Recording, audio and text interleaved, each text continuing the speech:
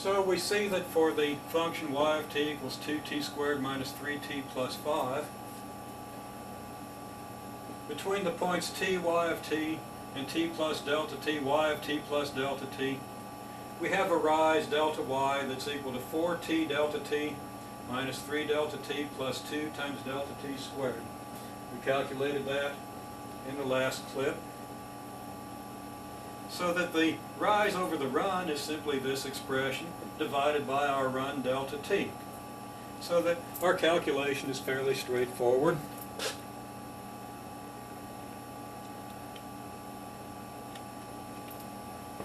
We get delta y over delta t equals 4t delta t minus 3 delta t plus 2 delta t squared, all divided by delta t.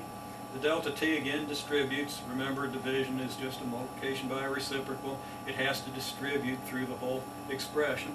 So delta t will divide into 4t delta t, leaving us 4t, into 3 delta t, leaving us 3, of course with a negative sign, and into the 2 delta t squared, leaving us just 2 delta t.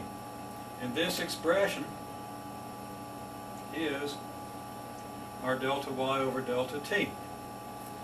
If we're interested in the instantaneous rate at this point, we keep letting delta t shrink down towards 0 so that our triangle shrinks down and down closer and closer to the point. Whatever the curve is that goes through this point, the triangle will follow that curve, and eventually, or the slope will approach the slope of the tangent line to that curve. The instantaneous rate, then, at time t, y of t,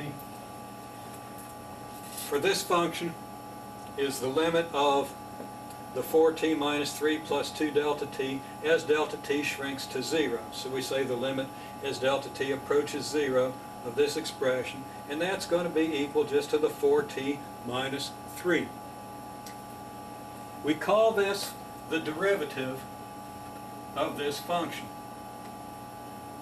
And we could even write in some notation what the derivative of this function looks like. We'll look at that in the next clip. But this is one of the two central concepts of calculus, the concept of the derivative. The other concept is the concept of the integral. The fundamental theorem of calculus tells us how the integral and the derivative are related, and we'll spend most of the year filling in the details of those ideas.